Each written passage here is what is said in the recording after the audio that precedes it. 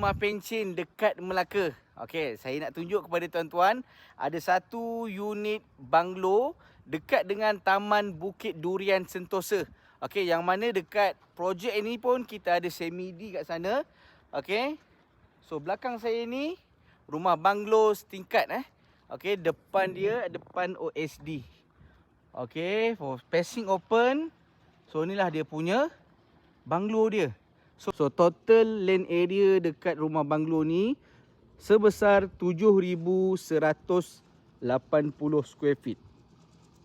Okey, so memang besar. So untuk rumah banglo ni kita ada 5 bilik, 3 bilik air. So jom kita masuk. Okey, ni dia punya kapos dia. So bahagian tepi pun ada tanah lebihan tepi ni. Sekejap lagi kita tengok. Tuan-tuan, bila masuk dekat sini, living area dia memang sangat besar. Okey. So atas ni ada ruang cahaya. So sebelah sana bilik. Kita ada kitchen area kat sini. Okey.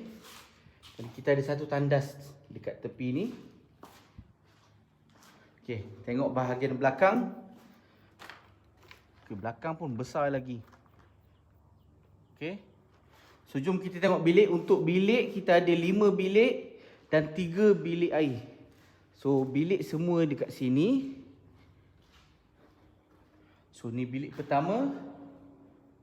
Besar. Bilik kedua lebih kurang sama saiz dia. View menghadap belakang.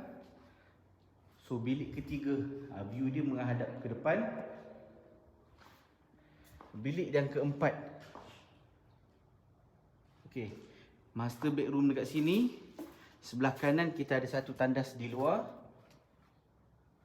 Master bedroom dia sangat besar. Okey, sangat besar dia punya master bedroom dia. So sebelah kanan ni dia punya tandas untuk master bedroom. So jom kita tengok tanah dekat luar. Keluar pintu nampak view kat sana, OSD. So inilah tanah dia. So jom kita pergi.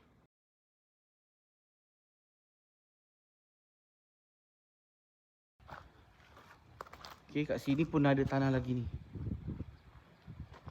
Sini macam-macam nak buat function ke apa ke boleh kat sini. Dan sampai belakang lah tanah dia, sampai ujung ni.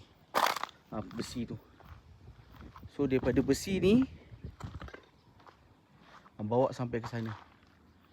Tu. Okey, ni bahagian belakang dia. Tepi ni jalan mati.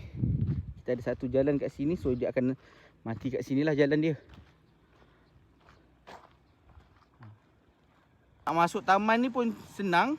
Daripada AMJ masuk simpang terus sampai hujung. Okey, so banglo dia kat sini. Okey, semi-D sebelah sana. So untuk rumah ni kita bagi offer kepada tuan-tuan siapa nak beli banglo setingkat. Okey, kita bagi offer harganya RM618,800. Okey, yang mana kalau tuan-tuan beli, tuan-tuan akan dapat cash rebate sebanyak RM10,000.